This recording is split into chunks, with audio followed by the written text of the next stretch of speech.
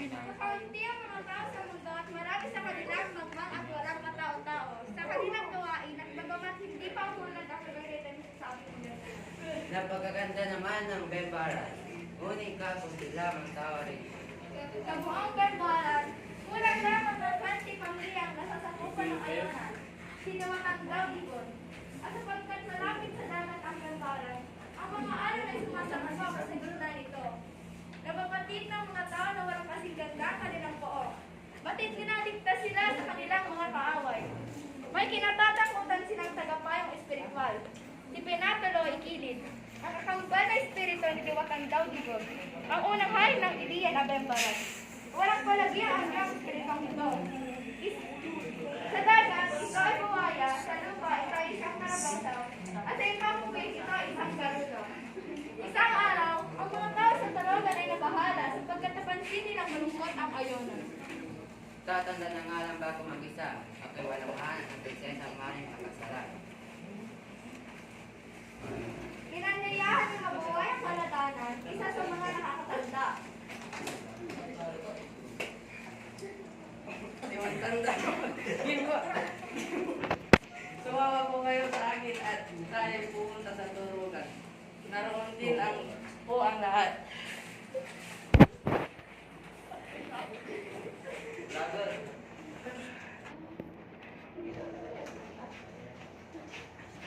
Na magpunta sa Tarogan upang tulungan ang ayunan sa kanyang suliranin.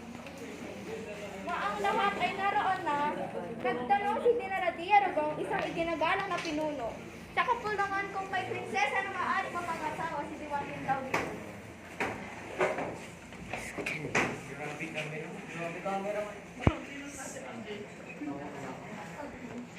Magandang hapon po sa inyong lahat. Hindi na po ako magpapaligoy-ligoy pa. Meron lamang po ako isang tanong. Meron po ba kayong alam na lugar na mayroong prinsesa na maaaring pagkasalan ng ating ayunan? Ang lahat ay nag-isip sumandali, ngunit walang makapagsabi.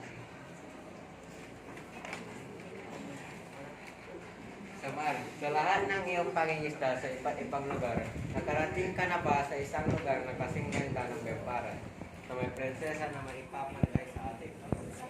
Bumiti ang mga isda at nagsalita. Opo, Datu. Alam ko pang ngayon lugar ito hindi mahihambing sa ganda at ibang bagay ito. Ito'y tinatawag na Binangguaw. Ang pangalan ng hari ay Binanggondaya Anigo. Ang hari ay may isang anak na babae na pinangalang Aya Padronay Bay, pinakamagandang babae sa buhok.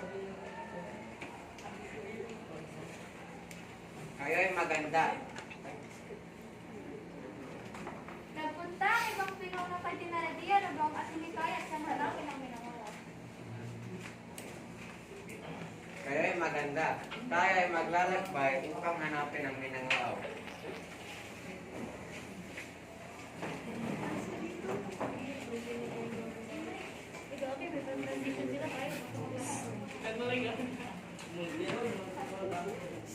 Noong sumunod na araw, naghanda sila sa kanilang paglalakbay. Nanguha at naghanda ng pagkain at ilang pangangailangan.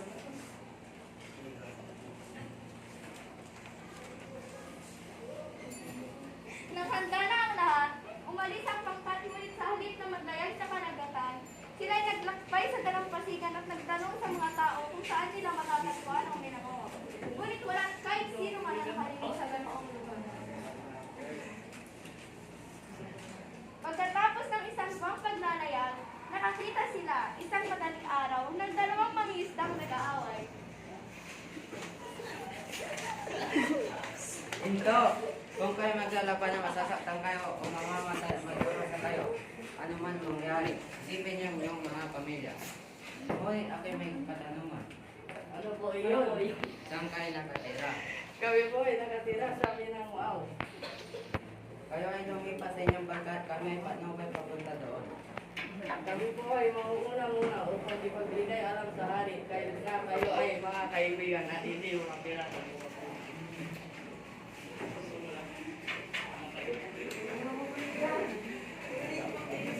Naghanda ng isang malaking piging ang hari ng minangawa para sa kanyang mga panahon.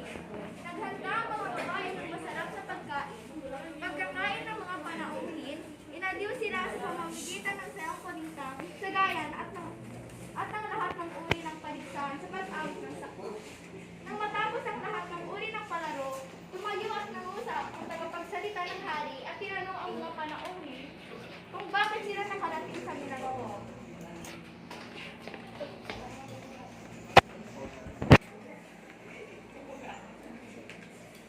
tayong lahat ay maglikod at sabay-sabay natin silang salubungin. Matanong ko lang, ano nga ba talaga ang pinunta niyo dito sa aming lugar? Ako po si Johanan Dawido.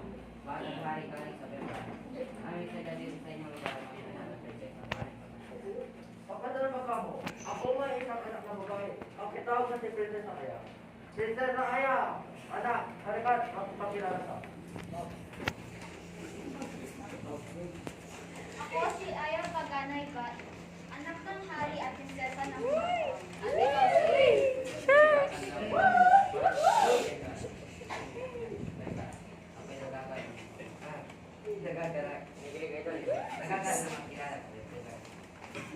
Nagagalak din ako makilala ka, Haring Diwatan daw. Princess Aya, itong hindi matandang limon ang iyong mapapakatan. Kahit ka pa. Opo, Ama. Kung yun din po ang kahilingan ng Haring Diwatan daw gusto ko.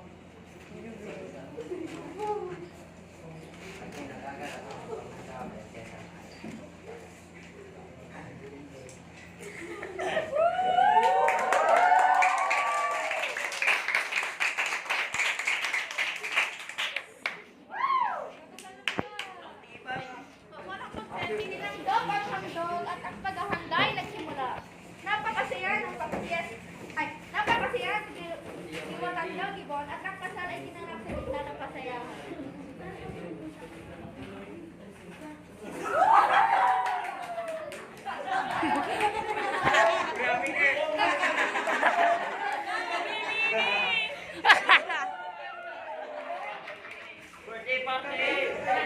Hoy, mali! Hoy, kayo maglinis na na. At nabis na pagkiyas. Lumalapit si Joaquin daw, Gibon, sa pinakawalan ng Diwatan. At sa panahong ito, ay sinayayaan ng dalawang anghel na lalaki ang mag-asawa.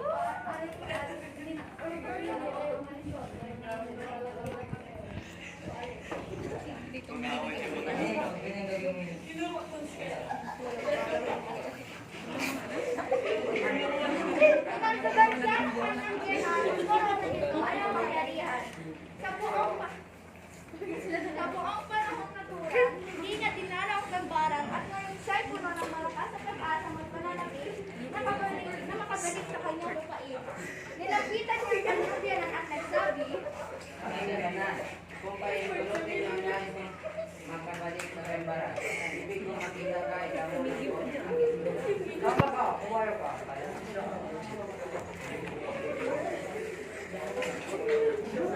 Mga apo!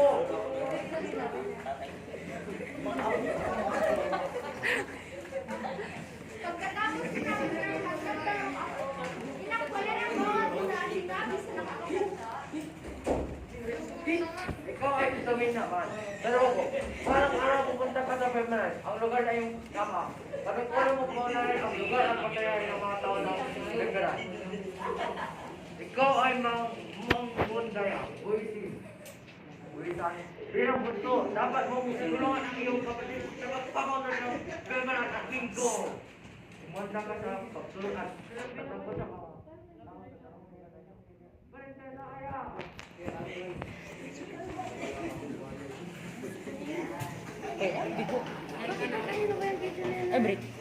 Embrick.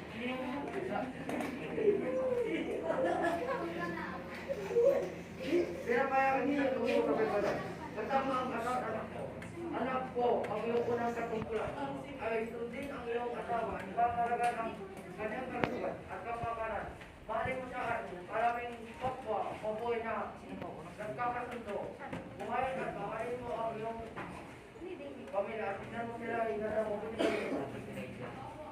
maraming salamat. Mag-iingat kayo. Tapos si Kunay, tapos si yan eh. Tapos na ngayon, pagkatapos ng mga at sinabi ang kanyang mangyayari sa dalawa.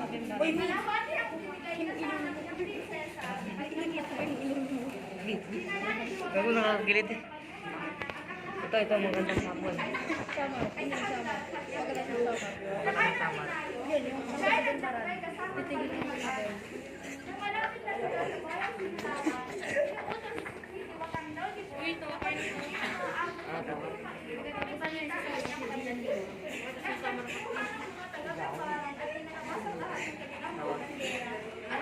hindi yan na lahat.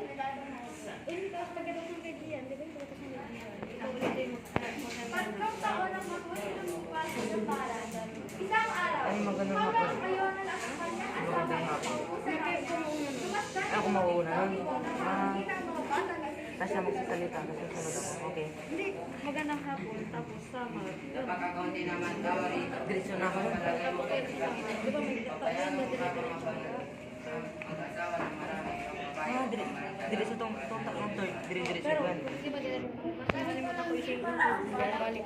Pagkatapos nga nung sa summer mo, siya muna. Okay. Titigil ako dito. Sa Bembaran. Ito may Gian. Yung sa may Gian. Okay. Ay, di ko yan sa may Bembaran pa. Ang mga babae, kung magagalitan ako, at sisisi